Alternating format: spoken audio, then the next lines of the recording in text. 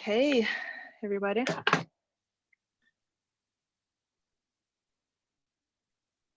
Hey, how's it going, Lena? Good. So we just, it's good to see that there are some people joining us early.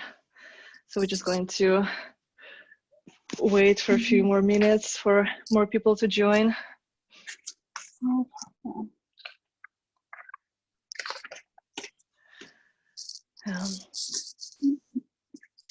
How are you this week? Good, it flew by. It's just like the days were flying by like less than this week. So yeah, it's a beautiful day to not enjoy outside. Yeah. All right. Well, hopefully after this, Lena, you'll be able to spend some time outside. Yeah, it would be nice to get some yard work done. So. Or just walk around. Just walk around, yeah. I don't know. I just like it feels really like strange going outside these days. So yeah, I know. It's just like. Like, should you go out? Yes, you should. Yeah, it's like feels illegal. It is not. It is not illegal to go outside as long as you are maintaining respectable social distance and you are, like running in the street or whatever. You know what I mean? Yes, not touching anybody. Yeah.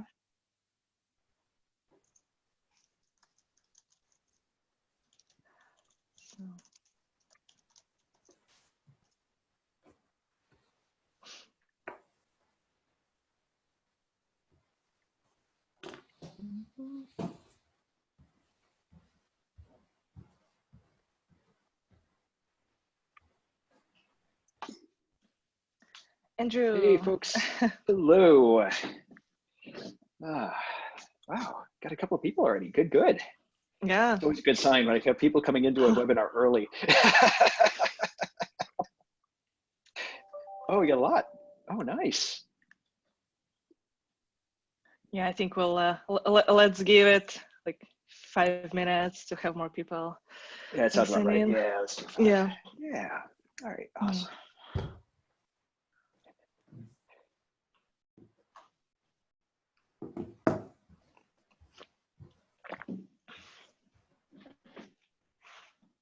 Any big plans for weekend, Andrew? Well, if the weekend's going to be like this today, probably a lot outdoors. Of course, appropriately social distancing. Yeah. But yeah. It's nice to not be stuck, indoors. Yeah, it's a wonderful. Yeah. I went walking yesterday because it was almost 60. I'm like, oh, it's a beautiful night. Oh man, it's beautiful. Yeah, that's about it. Got some client work to do. It's always fun. How about you? Anything interesting for this weekend? No, not really. maybe I just take care of some flowers and make my yard looks nice. But yeah, that's about it. I hear you. So, yeah. It's fun, being self-employed. It's like, okay, I have time now. What do I do? I'm not used to this. What's time? I know, right? We're about to go over that too, which is another thing is scheduling, yeah.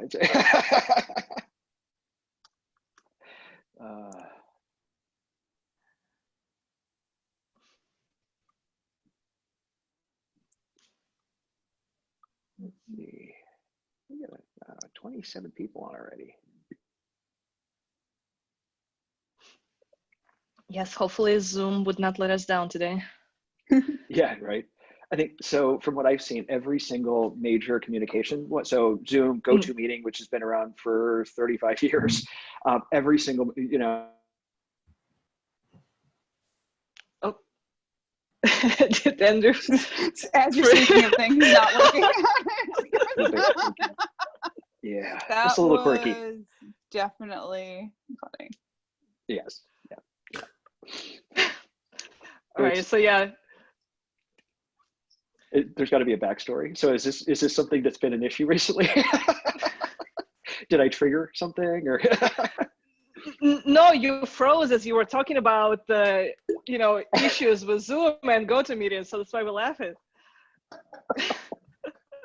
That is perfect. That is perfect. Mhm. Zoom, you didn't let me down. Thank you. Yeah, like here's a great example. Let us Exactly. Here's a great. of what not to do on this call. Exactly. Very true. Very true. Yeah. At least it wasn't those moments when you mute or you pause a video and it's at like the worst possible face, Oh, so like, that whatever yeah. actors like just got, you sit there. Or like, Mhm. yeah, there's never a good way. It doesn't work out well for anyone. Or you take screenshots of the Zoom, like to show somebody, and you're like, I caught a one for just like these people in the wrong Yep. layout. I did So learn true. something neat about that though, from Nicole Walter about people taking screenshots of their like Zooms or WebExes and whatnot, and the fact that if they've got that IP address on the top. Did anybody else see that? I'm No, that just was to do checking with so I me. don't steal any like thunder for what we're talking about. No. Like, so No. as people are taking pictures of their screenshots of like their WebExes and whatnot, in the top upper rightmost corner, there's the meeting ID URL, like, or the Yep. address there, and you can legit jump into anybody else's future stuff. Or if you put in that address, it says this meeting has ended, and if another one was scheduled, it'll say when the next one is scheduled, so you could just jump into a stranger's meeting Zoom's the if same that's thing. there. Yeah, And that's why whenever I do, we're not going to cover this today, so this is sort of a side hustle thing, but like whenever I use Zoom, I always make a separate meeting. And for every single meeting I do, because then it randomly generates a Zoom meeting ID, and it keeps it more secure. So that, because you would see on the top, it says Zoom meeting ID at the top of the screen. So I'll do that too. Yeah, it's a common issue. So yeah, we're not going to get into that today, but at least I'll give you a little side hustle, right? It was one thing that made me like go like, oh crap, because like I had been sending pictures of like my people using Zoom. So I'm like, yay, people using data literacy. And I'm like, oh no, did I just like? Fortunately, Zoom does not put that right up there in the screenshot that I had. So I was safe. Yes, very true, very true. Yeah, it's amazing the little things you have to think about, right? Well, you don't even know about them when you're first starting with technology. So, the fact that you actually use them sometimes is interesting. Yeah. Yep. All right. So Andrew, should we start?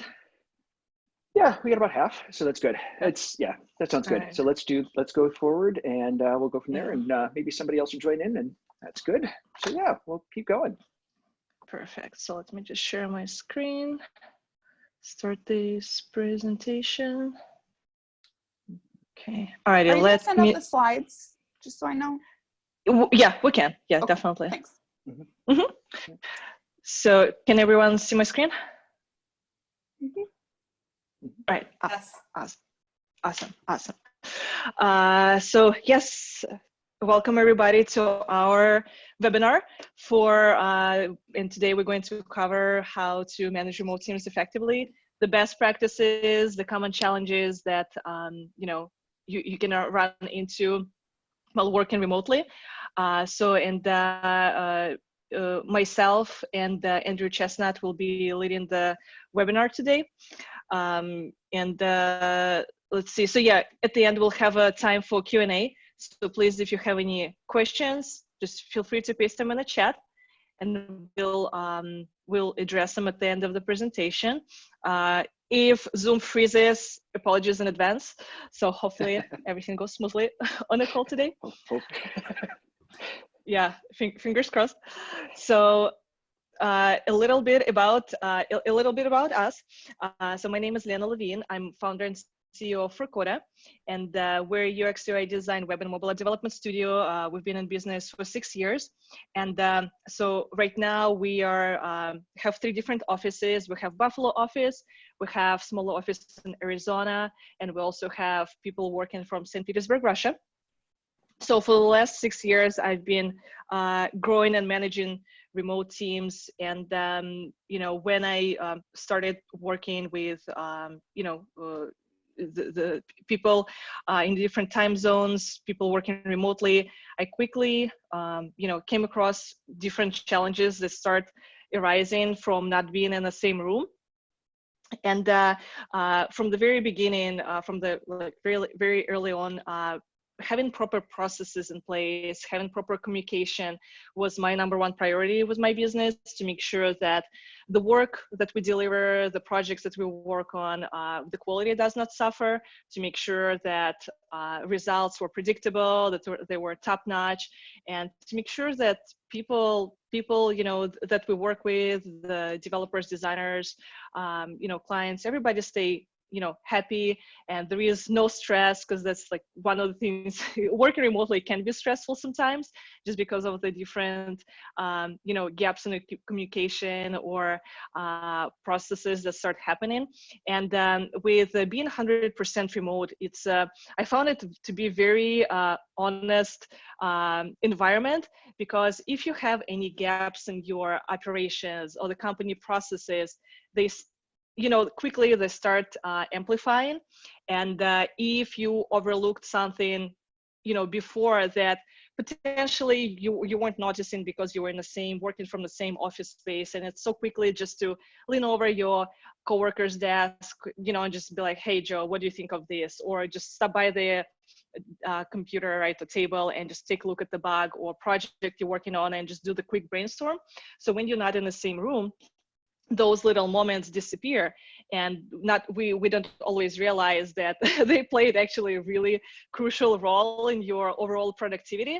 So when you work remotely, you quickly start noticing what's not working, and you need to address it fast. Otherwise it's just going to turn in this whole disaster, and your team will be stressed out, you will be stressed out as the manager, and you're not going to get anything done, and it's just going to be overall disaster. So over 6 years I built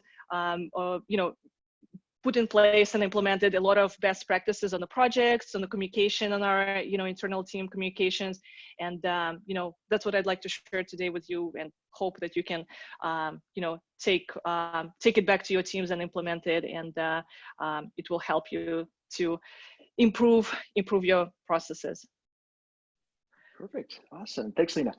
And so for me, my name is Andrew Chesnutt. I've been in business for myself for about 4 years. I'm the CEO of Nickel City Learning Solutions. So I've done that for about 4 years. I've been in my career for about 15, and I've been a remote worker for almost all of that 15 years. So I've been on both ends of the board, where I have a completely remote team now, and I also have been part of a completely remote team. I had a running joke when I first got a remote position. I didn't meet my boss in person until we had been working together for 4 years. So it was sort of interesting. So as far as my team, I have the same thing going on that Lena does. Is I have a relatively international team. I have people in Eastern Europe. I've got my main contractor is in Bali, and I have another one in Australia. So I have a smaller team. There's only about 4 of us. And I just actually picked somebody up in Rochester, which is near us. So it's sort of, time zones are always a thing. Lena was saying about she has some in St. Petersburg. We're both working with about a 12-hour time difference total. So for me, Bali's 12 hours ahead of us. It's currently 3 a.m. there. So there's a whole nother kind of line of issues. But with a remote workforce, I've found, and I've trained a number of trainers, and a lot of them had to do virtual training. When you're working virtually, there's a really different mindset about how you have to go about it. Lena and I were talking about, even difficulty with Zoom.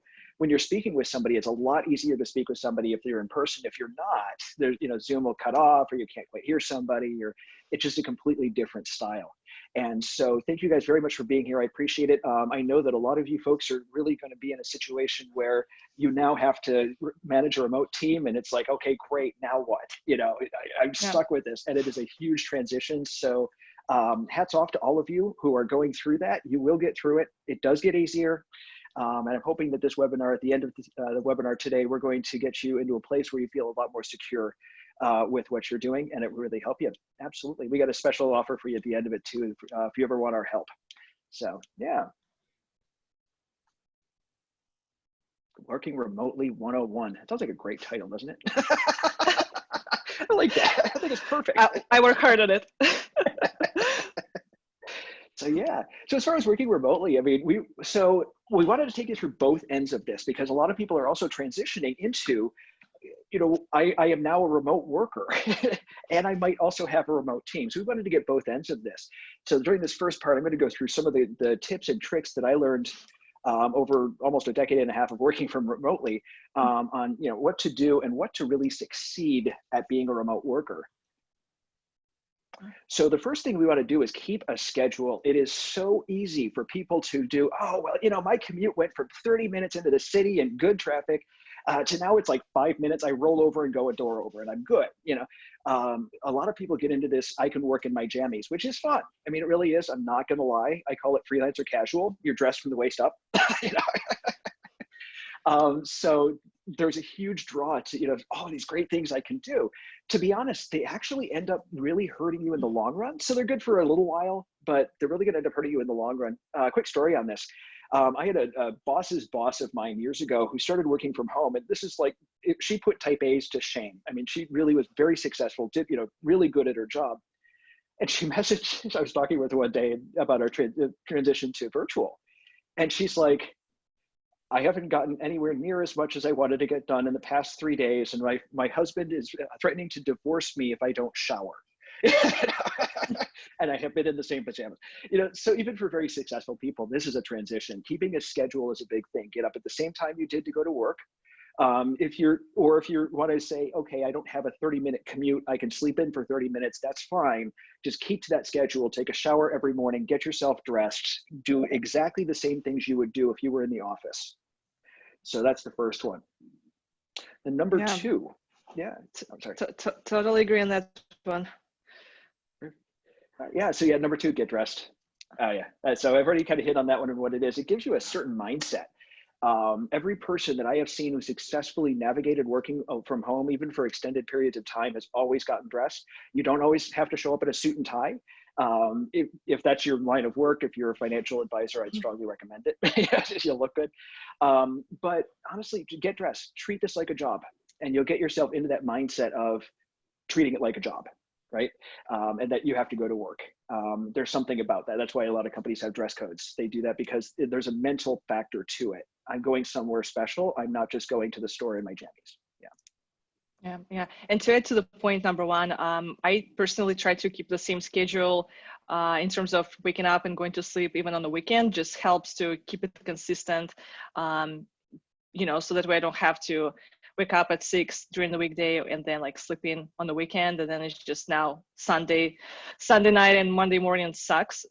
So it makes me a very boring social person because my bedtime is now 10 p.m. but makes me very productive and organized. So very true, right? I'm finding that the older I get, though, the more acceptable a 10 o'clock bedtime is. Really. Yes. Oh yeah, especially with my friends with kids. Oh yes, very much. And so those are the two big ones. Third one, have a dedicated space. Make sure that you have a place that you eat, a place that you relax, a place that you work. There's a huge tendency to say, oh, I can just work from my couch. Well, that's wonderful. And working from your couch is probably more comfortable. And if that's your space, that's your space. But make sure that you have the separation. Normally, when you go into an office, you've got a commute. Most people's commutes around 30 minutes, at least in Buffalo, one way. So you have 1 hour of your day that you can use to either ramp up for your day or decompress. So when you leave that office, this is my time to go back home again. And this is my time to turn off the office and go back home. So there's that dividing line that you have. You don't get that when you work from home. And you have to be much stricter with yourself. And it kind of goes back to keeping a schedule, and all three of these are kind of in the same mindset of you have to treat work a little bit differently, and you have to make that cutoff. Like for me, I don't work after a certain time every day. I will not do any work. And then before, there's a window when that's me, that's my time.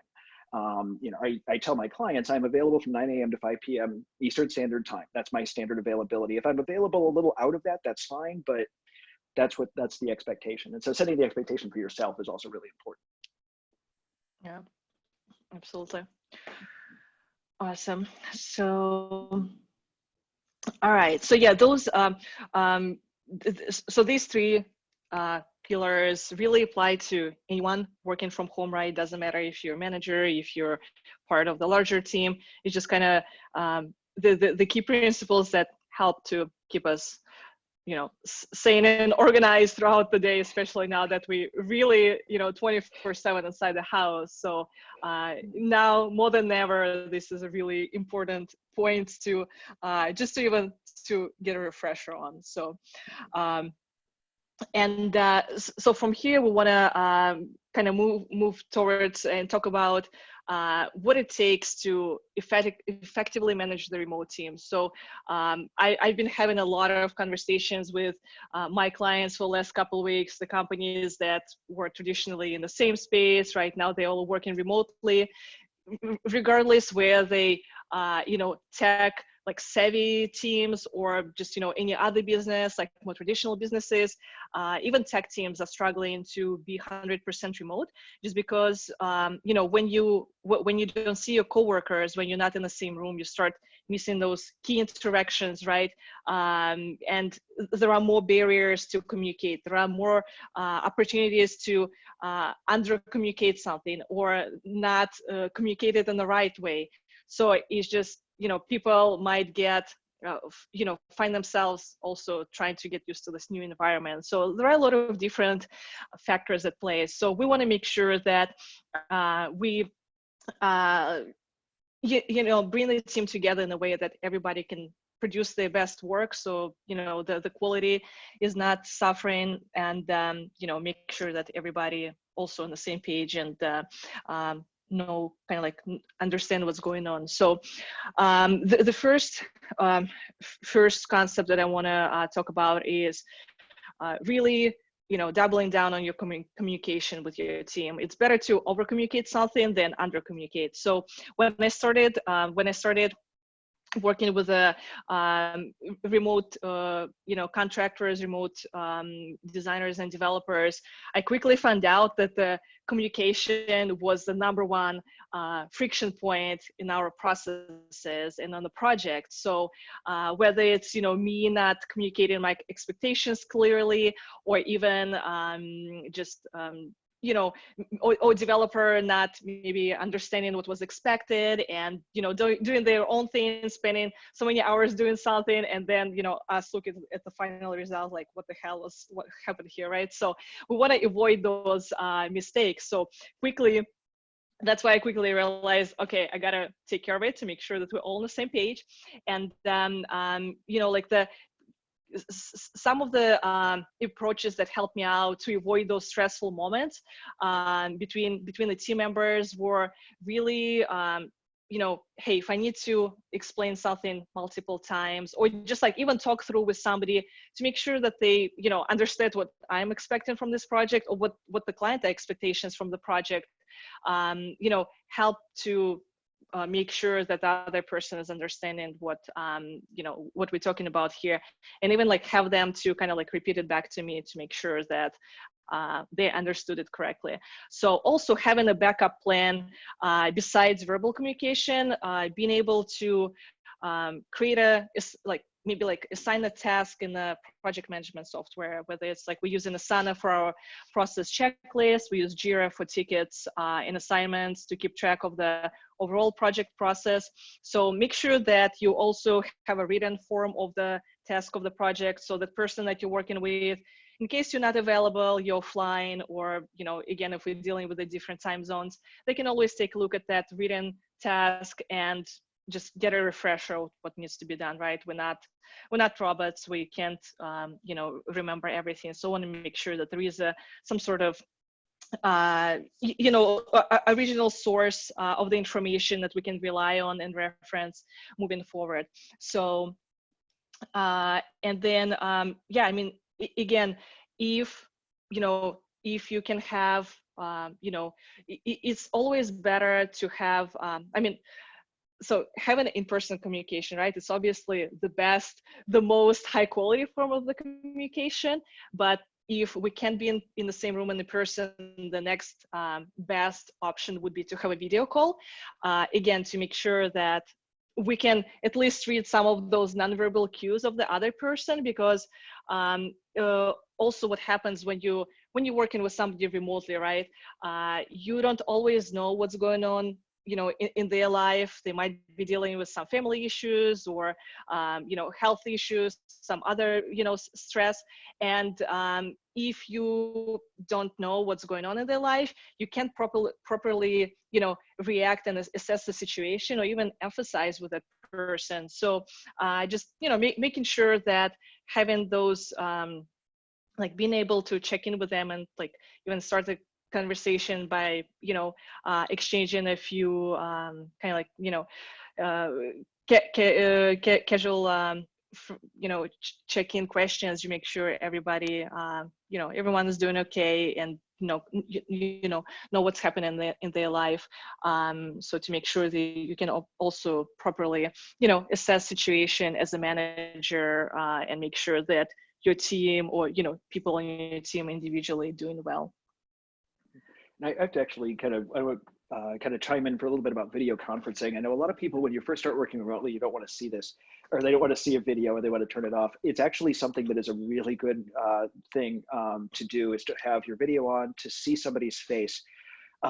It gets a human connection. I know there are literally, I have a contractor who I have never met in person, ever. And so I was still, you know, because we have video conferences, because we talk about stuff like this, because we use what Lena was saying, it was funny. She just had her first child last Monday, and I could be a part of that.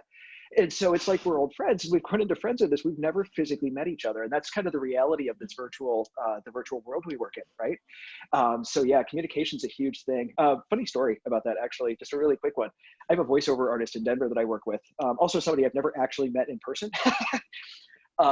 So one day I called him about some billing or something, and I realized on the phone he had never heard my voice ever, because we had always worked via some other thing. We usually worked via email generally, because we would usually hop on to, he had 3 little kids in another company, so he really wouldn't, you know, it was an interesting experience. But it's things that you're going to have to really realize. Communication's a huge deal. I've made sure he heard my voice a number of times after that, because it was something I didn't realize. A couple of tricks that I've come across over my experience doing this, that you would never think about if you're not used to working virtually. Yeah, that's very interesting. So, all right. So the next one that we have is another best practice that we use internally is doing a daily team stand-ups or check-ins. So it depends how, you know, different companies call it. So daily stand-up, you can do it either over the call or even in a messenger. So we're using Slack. So, you know, people, because since our team is spread through so many different time zones, some of the people just post the updates in a Slack channel. And typically during the stand-up call, everybody shares or answers the same 3 questions: what they've done yesterday, what they're working on today, and if they have anything that's blocking them from, you know, working on their tasks today. So it's a great way to just like get a quick bird's eye view of everything that's happening in your company, what's everyone is working on, if anyone needs help.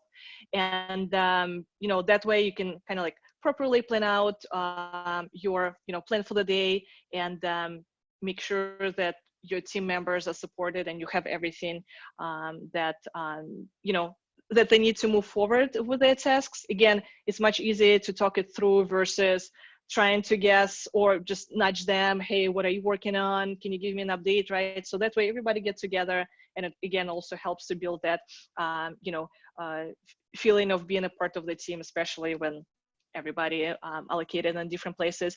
And another, what we recently started doing is doing the end of the day updates. So everyone just post a quick update in the Slack saying, hey, this is what I've been working on today. And it helps me as the kind of you know, manager of the company, of the team, right, to see what everyone was working on, since I'm not you know, on a lot of projects I'm not hands-on involved with those day-to-day, you know, small tasks. So it helps me to see what everyone was working on, just get an idea, okay, everything is moving forward, I see the progress. So it just helps me to, I don't have to respond to those updates every day, but it just gives me this internal feeling of confidence, everything is going well. I see, what's happening here and there and there. So now I can, if I need to jump on or like address anything that like any issue that maybe came up, I can do it, but I don't have to be, in a like day-to-day project, projects tasks. So.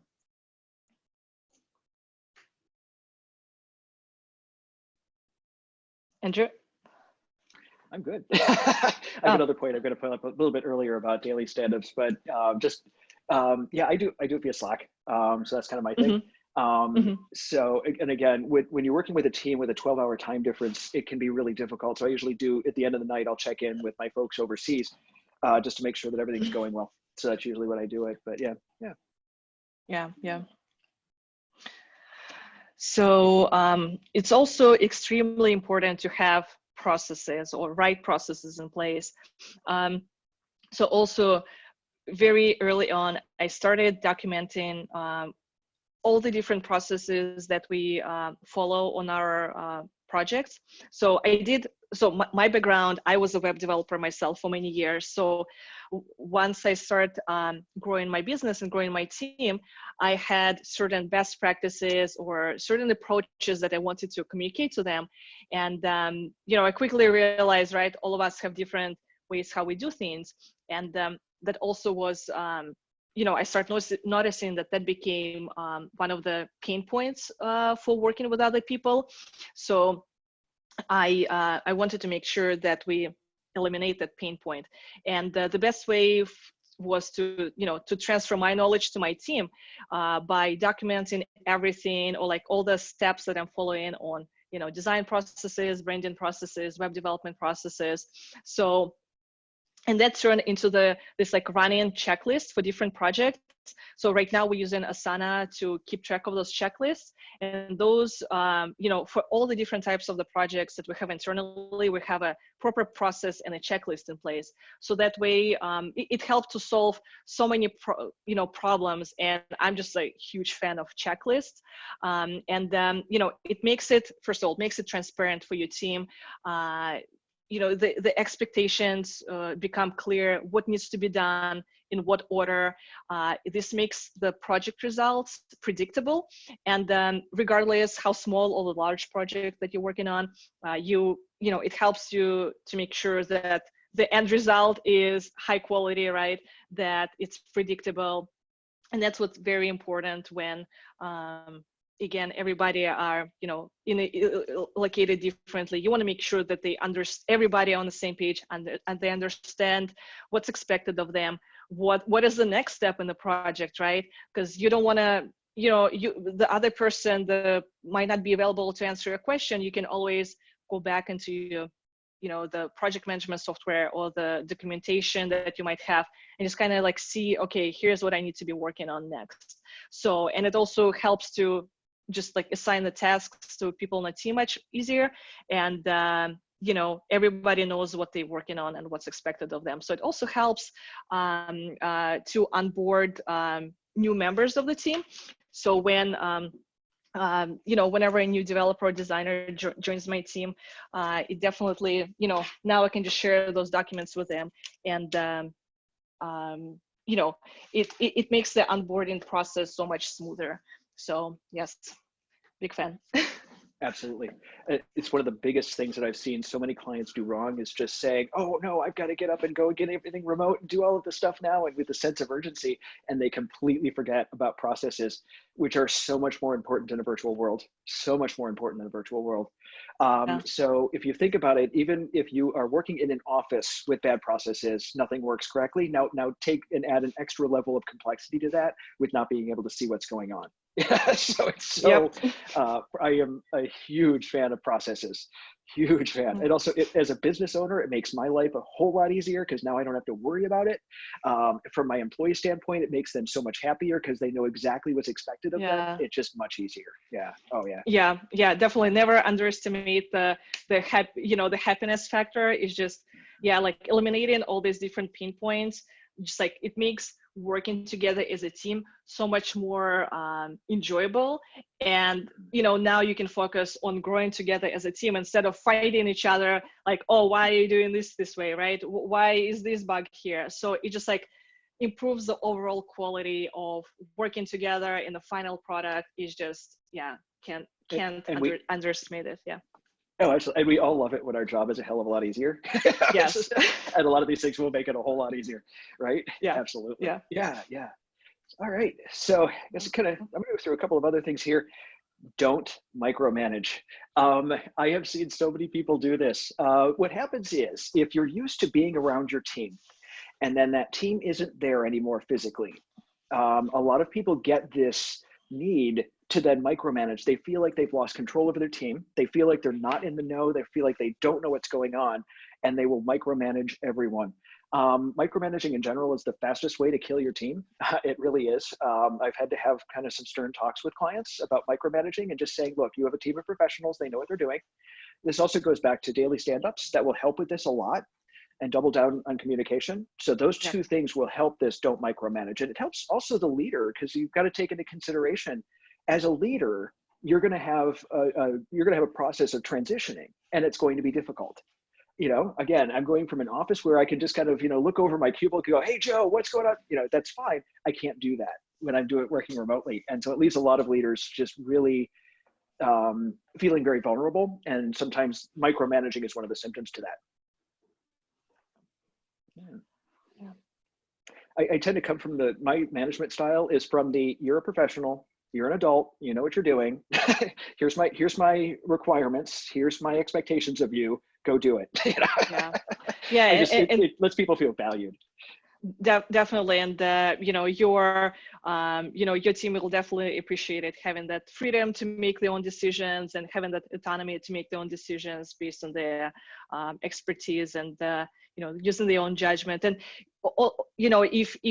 if you feel very super uncomfortable just like letting your team run free, you can always what I found helpful for me is I can, before I start the project or a certain task, I can just have the other person to walk me through the approach.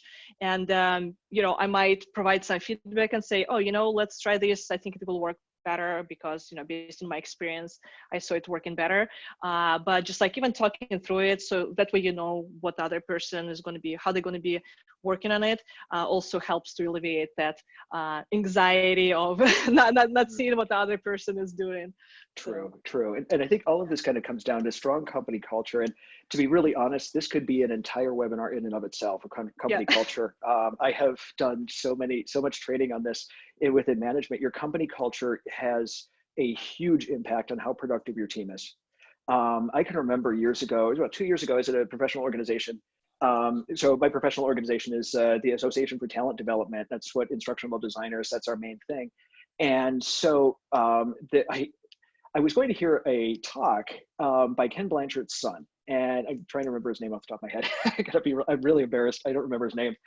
And the reason I don't remember his name though is that, so we're sitting there, there's about 200 of us in a room, and in walks Ken Blanchard. Now, those that don't know Ken Blanchard, he wrote The 1 Minute Manager, is considered to be the world expert on management style. He has his PhD in psychology from Cornell and has spent the past 45 or 50 years with organizational behavior. So the man has a lot of credentials. And so, we're there to watch his son, and Ken Blanchard walks in and he's like, I literally was called yesterday. I just flew in. I have no idea what to talk about. What are your questions? So we had this gold mine of an opportunity to talk to him, but you got to hear a little bit about his management style and his company, the Ken Blanchard companies. And these are multi-million-dollar companies. And his thing is just like what Lena was talking about earlier, where sometimes it's just checking in how somebody is. How's your kid? How are you doing? Oh, I heard your mom was sick. How's she? Not too personal, but I mean, to the extent that you keep people comfortable. Everyone's not going to want to have the same sharing level that somebody else might, but being interested in your staff, in your team. They send emails out like once a week with what everyone's been doing and kind of what you did over the weekend and just little stuff. Some people forget about that. And especially if you have a remote team, isolation is a huge issue. It's funny. So I actually have besides like my Slack groups and everything that I have for my work, I actually have a group WhatsApp a group WhatsApp group that I message in, just simply because it's like there's times when I just need to chat and it's like me and my cat, and my cat's great. He doesn't really have a whole lot of things to say, but except when I need to feed him, that's a whole nother story. So anyway, social isolation is a huge thing. Making sure that your team feels like they're part of a team still is a huge part of the virtual workforce as well.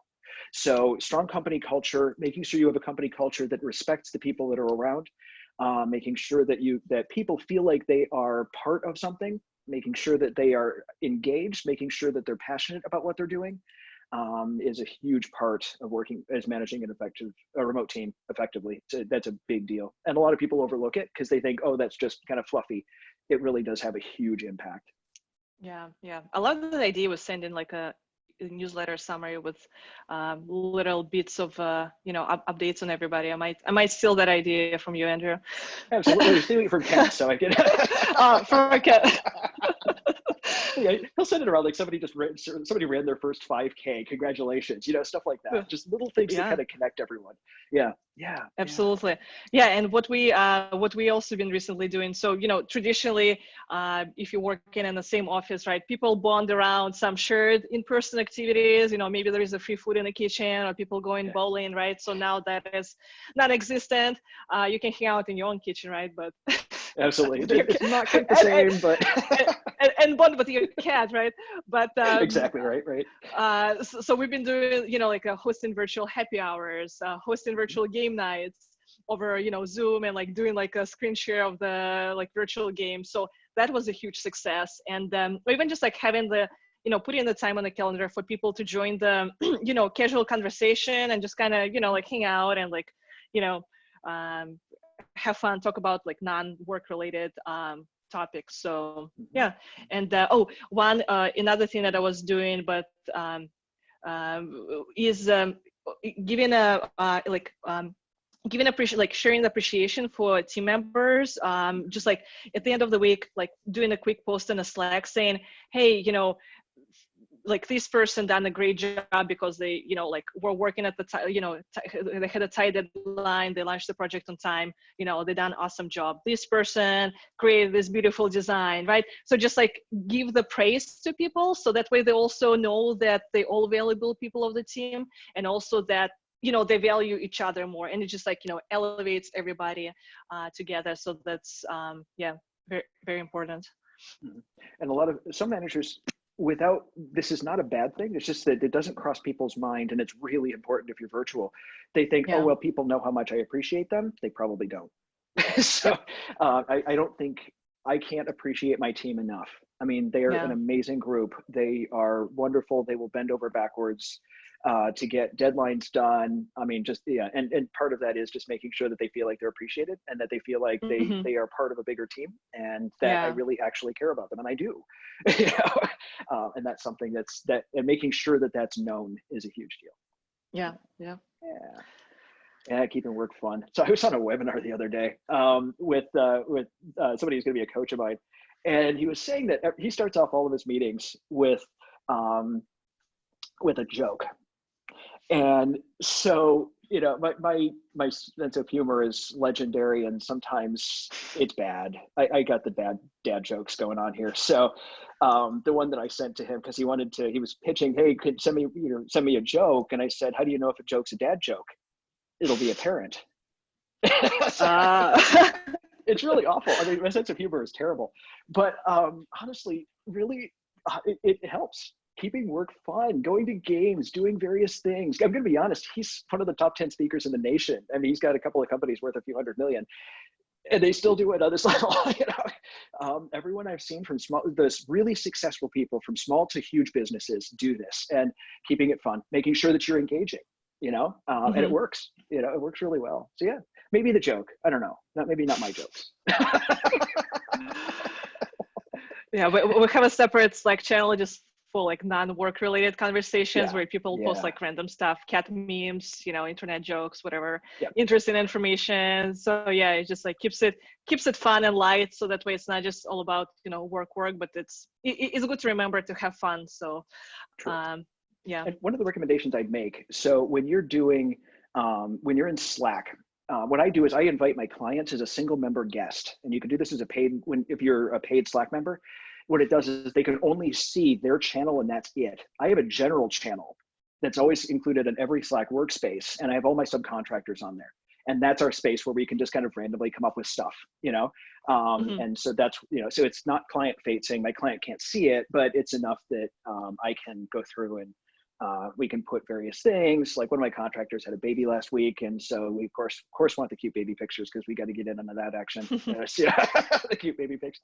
Her daughter's adorable, but yeah. Oh. So, That's awesome. mm-hmm. All right. So, and we have this bonus slide that, with some favorite collaboration tools that Andrew and I were using. So internally, we've been using a few different ones on a regular basis that we found work the best for us, right? It could be different for your team just because everybody have different internal processes. So you gotta kind of have a little bit trial and error sometimes to see what your team enjoys the most, right? So we've been using Slack for chat communication. We've been using Walkabout Office. So Walkabout Office is a Buffalo-based local startup, and it's super cool. So it's a virtual office where it kind of like emulates that feeling of actually being in the physical office. So what happens, in the beginning of the day, every team member signs into the account, and we have this like a floor plan where, I see where everybody at, right? All my, teammates in their own office. And like if somebody wants to talk to me, they can, just stop by in my virtual office and have a conversation via video call. So it's just like pretty much like your virtual office or, emulation of that experience. And for me, like what I enjoy the most as somebody in the manager role is I see kind of like where everybody at, who's online, who's not online, or I see my project manager in the same office room as my developer. Okay, they're probably discussing something about the project that we're working on. So that way I still get that bird's eye view of what everybody's working on, or like where they're at, are they available, are they not available, without kind of, nudging them. So it just kind of adds it another layer of, just keeping a peace of mind. So. And then for processes and checklists, we've been using Asana for checklists and Jira for creating different tasks and tickets on the project. So it helps to, just keep the track of how many tasks we have in the pipeline. Are they, being done? Who's working on them, et cetera, et cetera. It just helps to delegate the, tasks and responsibilities. And then Miro is a great tool. It's an online collaboration tool, which is like combines a bunch of different tools in it, but it can be a virtual whiteboarding tool. It can be, if you're doing, UX, UI design, you have like your sticker board, you can do different diagrams, user flows, charts. It's like a bunch of like loaded with amazing features. And it's great for to facilitate remote collaboration. So everybody can sign in and draw a type at the same time. So almost like recreating that in-person experience, everybody contributing in a at the same time. So Slack and Zoom are my two main ones. I even use Zoom for a lot of my training because Zoom has so much functionality. Zoom has breakout rooms, polls. I've found it to be one of the best web conferencing thing out there, and frankly, at the price point, it's GoToMeeting's lowest price is about the highest price of Zoom. So I love Zoom. I can't say enough about it, and it's actually really stable, honestly. I mean, there's always some issues with any sort of video conferencing thing, but I've not really had any significant issues with Zoom. For me, I use Airtable right now for my project management. I just kind of like Airtable because I like it to be kind of, easy to use. I am quickly outgrowing it. So I'm looking at either Asana or Monday.com as my solution providers for it. Monday.com was recommended to me by somebody else who's in my industry. And she said that she's used it. She tried another one called Basecamp. I have a couple of clients that used Basecamp. I liked the fact that Monday.com is super easy. It is really simple, but it's also very feature packed, and that's generally how I like to have my software. So yeah, Slack, Zoom, and Airtable are my best friends. So, I actually just had another friend of mine show me the other day about a company called Around. It's called around.co, and they do like little talking heads at the top of your screen. It's really like an unobtrusive version of Zoom. So you see these little floating heads. So it's in a beta right now. And so I'm kind of on the list to get into it. And I may update you guys if we have if I get some more additional information on it once I get in. But this is the sort of thing he does for a living, so it makes it easier. So he usually knows what he's talking about. But yeah, I always love trying out new tools. Yeah. Awesome. Cool. So I think we do some questions. Let's see. Yeah, what let's we've take got some down questions. here. Let's see. We'll be able to share your documented policies and procedures or workflow docs for virtual versus face-to-face work. This one's from Mike. As far as like the documented policies that I have, they're really specific to my industry. And I think that Lena can go into a little bit more on this kind of from her end of things, but my stuff is really specific to industry. And so while I could kind of give you a structure, it would not be much better than just a couple of bullet points. The best thing I can do when you're looking for your documented policies and procedures is, if you have to do something and you look like you're going to do it on a regular basis, just throw it into Google Docs and get it in writing. Then create that as a living document that you will then kind of go through iterations of. Just keep making it better and better and better as you go through that process. It comes from the Agile movement. If anyone's used to anyone's used to Agile production, that's where this comes from. Just get it into writing. I don't care how bad it is, into writing first. And then from there, then start tweaking the process, and eventually you will come up with a finished process, but written down is better than not. So even if it's not complete. Yeah. I mean, I agree, right? The processes, it's in policies are really, they're all individual to the companies, because everybody have different projects or products that they're working on. So I wouldn't say my in-person policies any different than for my remote team. It's really I apply the same type of approach for both in-person and remote team. Yeah. So next one, Mishur says, Lena, how do you hire workers for your office in St. Petersburg? What's the most important tips? Good question. So I did work with the recruiting agency. So I'm originally from Russia, so I speak Russian. I was hiring remote. So this was actually a very interesting experience, because actually with the people that I was hiring, I've also never met them in person, right? We had all the communications were over. I went and met them when I was traveled back home. I went and met them. But yeah, when I hired, I didn't meet them in person. All the interviews were over, Skype or Zoom, over video call. And I did work with a recruiting agency that helped me to just, send a list of the candidates that I can review. I did try to post a job on one of the job websites, kind of like an Indeed alternative in Russia. So I didn't see a lot of success in there, but I was working with an agency, so they just, handled the flow of the candidates, which I found very helpful. And, I was able to find the, people that, were a great fit for my team. I'm very culture oriented. So for me, it was very important to find a person that's not only skilled at what they're doing, but it's also a good culture fit for our team. I'm very learning oriented, right?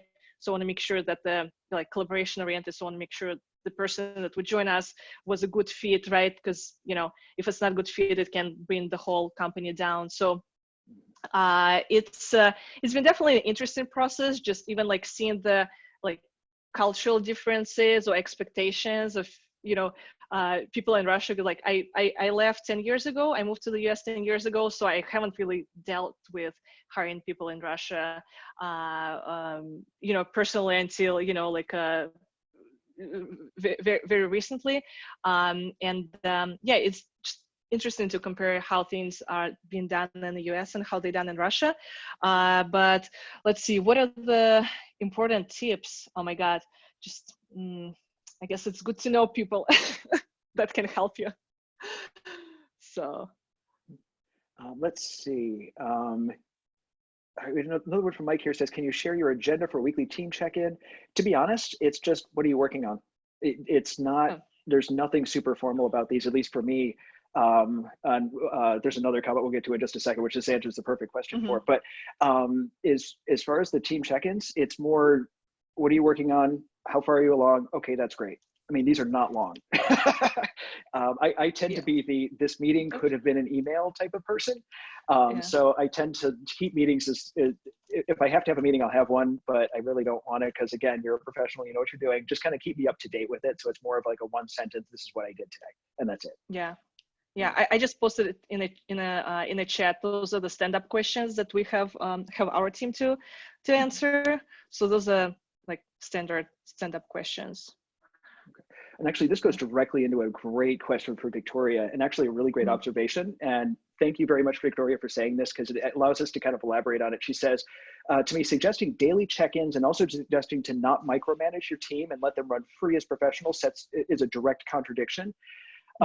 I think that's just more misunderstanding what we're saying as far as direct check-ins. It's just more, what are you working on? You know, that's it. Because I can't see them all the time. It's not really micromanaging. I'm not telling them you have to do it this way. You have to do this. This is it's somebody know what you did.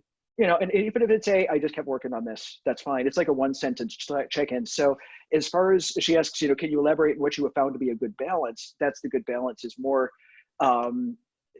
just is everything fine? What that also does, it engages people to say if something is going wrong, you know, they have a time that's set aside for them to say, you know what, this really sucks. I'm having some trouble here. And so I can see I can see where you're coming from as far as saying it's a contradiction. It's not that we're saying you have to do this and you have to check in with us all the time because I want to keep tabs on you. It's more just how far along are you, just let the team know because we can't see that. So it's a little bit, we're still allowing them to do it in their own way, in their own time. If they say, look, I'm not going to make this deadline, you know, it's like, okay, all right. Do you need anything to make that deadline? Is there anything we can do to help you? But you're the professional, you're the adult. I you know, bow to your professional opinion. Let's move forward. So I think that's the other side of it too. Good question. I like that. Yeah. It's a little challenging. I love them. Yeah, it's a great point.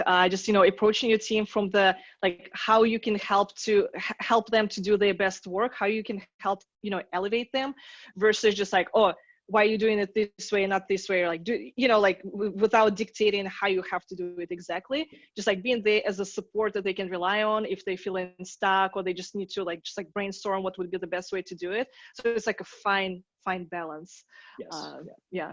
As long as the expectation's there that we're not your parents, we're not checking in on you. Right. What we want to do is we just want to know where the project is. And some people have I found this with past contractors where sometimes they'll be like, I just want to do this myself. So I look like I'm competent when they're competent, but they don't want to bother anyone.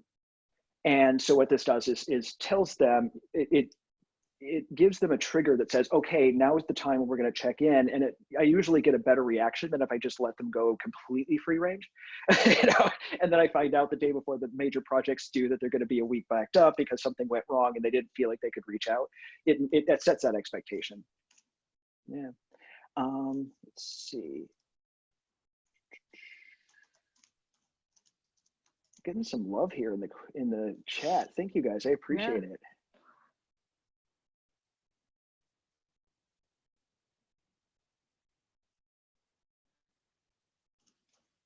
Oh, yes. Lena, love your thing. Stand-up questions. What did I do yesterday? What are my goals for today? Is there anything blocking me? Love it. Yeah, I love that thing. I'm actually going to steal that for you, by the way. Please do.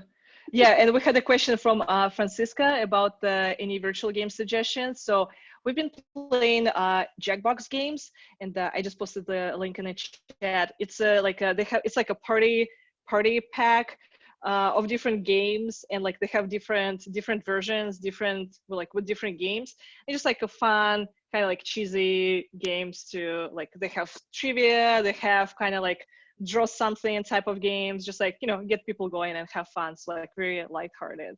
Yeah. So Kimberly B has a really timely question here. She says, as people are forced to be home working with kids, have you ever seen any best practices to discourage fear from colleges scared of kid noises?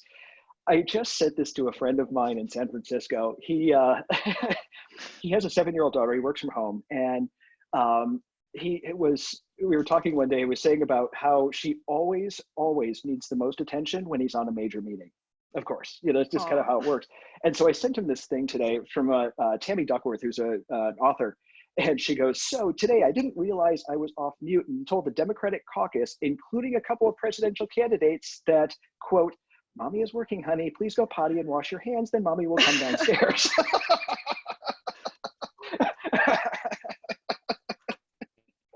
I think it happens to the best of us, no matter how hard you try. And to be very honest, I think that's our new normal. I'm going to be honest. And it's one of those things that a lot of companies are going to have difficulty with this. It's something that we're just going to have to handle for a bit. So as far as best practices are concerned, I don't have kids myself, so I can't really say too much to it. I've got a niece actually that is, we currently have in hiding right now, not really, but we currently have, I've had to work around her just due to no school schedule. We're dealing with this. And honestly, sometimes it's also, I think it's just going to be our new normal. I think it's going to be one of those things. We can try to mitigate this the best that we possibly can.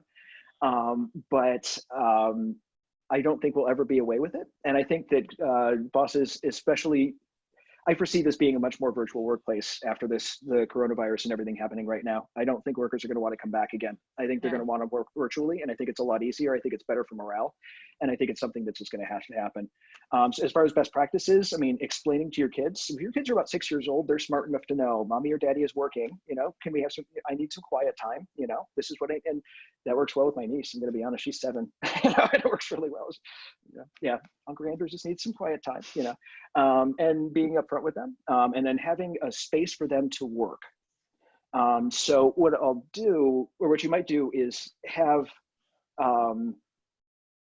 a place for them to actually go, okay, this is quiet time, or this is your coloring time, or this is your thing. Give them some structure with that so that you can do your thing. So that's the best I've got.